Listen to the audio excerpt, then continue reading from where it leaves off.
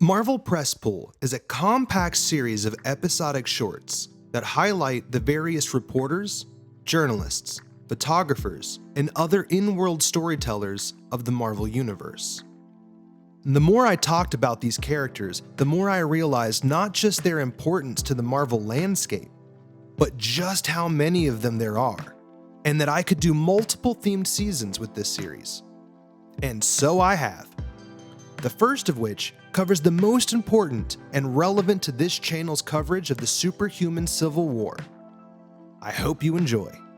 So let's begin with a little rag known as the Daily Bugle, a tabloid that began daily publication in 1896 and grew to become the most prominently featured publication in all of Marvel Comics. It's clear the passion that Stan Lee and Jack Kirby felt about published media and the printed word, taking a known in-universe paper from the 1940s and breathing new life into it on the pages of the Fantastic Four and Spider-Man. Within the Marvel timeline, the Bugle struggled to achieve much success until it was purchased by a young, ambitious journalist named J. Jonah Jameson. J. Jonah Jameson Jr. is the owner and publisher of the Daily Bugle, a loud, boisterous, demanding man known for his cigars and toothbrush mustache. Jonah's keen eye for sensationalized headlines brought the tabloid to record heights. Though often seen as intimidating and extremely difficult to work with, a key team at the Daily Bugle has kept it popular both in-world and with us as the readers. Between Jonah's headlines and Parker's photos of the amazing Spider-Menace, the Bugle saw great success. And as the popularity of heroes rose, Jonah caved to the pressures of his editor to cover more positive hero antics. That editor was Robbie Robertson. Joseph Robertson, but everyone knows him as Robbie. He's the good cop to Jonah's bad cop. He's the cool-minded, smooth-talking editor that keeps the Bugle running.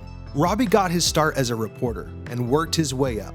He saw potential in people and often gave first and second chances. One of the most notable examples of this is Peter Parker. Robertson became somewhat of a mentor for Peter, often supporting him and standing up for him with JJ. He often uses his position as editor to counter and tame JJ's anti-Spider-Man agenda. And Joseph Robertson is one of the only employees of the Bugle that isn't afraid of J. Jonah Jameson. And as he often reminds Jonah, he isn't his assistant. That role belongs to Glory Grant. Though he has had many assistants over the years, if you ask most Marvel comic fans who J. Jonah Jameson's assistant is, you'll likely get one of two responses. Older fans might say Betty Brant, but more commonly, you'll hear Gloria Grant, who replaced Betty. She's been JJ's on-again, off-again assistant for years, even acting as one of his aides when Jameson was mayor of New York City. For a time, she dated Robbie Robertson's son, Randy, and is often a filter for JJ's calls, and sometimes even a buffer between him and the writing staff.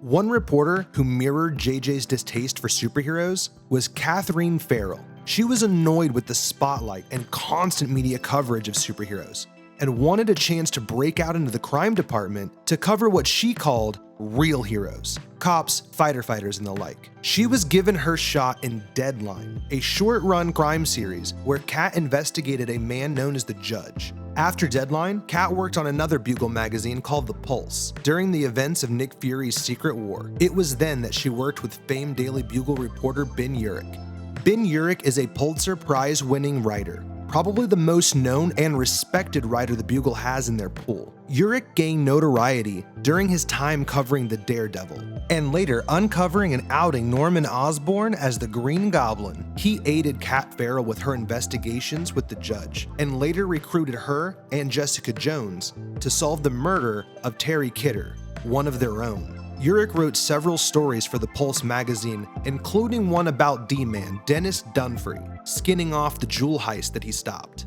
And during the superhuman Civil War, Ben covers Iron Man's side of things, and tensions with him and Jonah boil over to the point that even Robbie can't fix. The other side of this coin is Sally Floyd.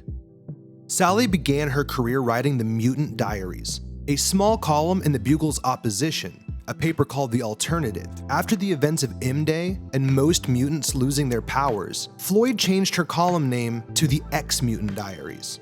During the superhuman Civil War, Sally covers the resistance side of things and offers a voice to the voiceless. And the story that Sally and Ben find together is too big and too damning to print, but they know that they work well together on the front lines. Born out of frustration at the Daily Bugle and the falling sales of the alternative, Ben Urich and Sally Floyd create Frontline.com. With Urich as publisher and Sally as their top reporter, Frontline became wildly successful.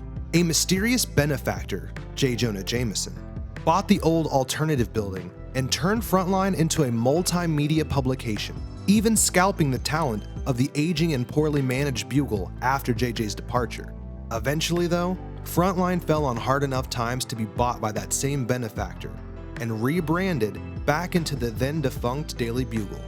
From the Bugle to the front lines, back to the Bugle, these key players have stood fast and have been ever present in the Marvel press pool.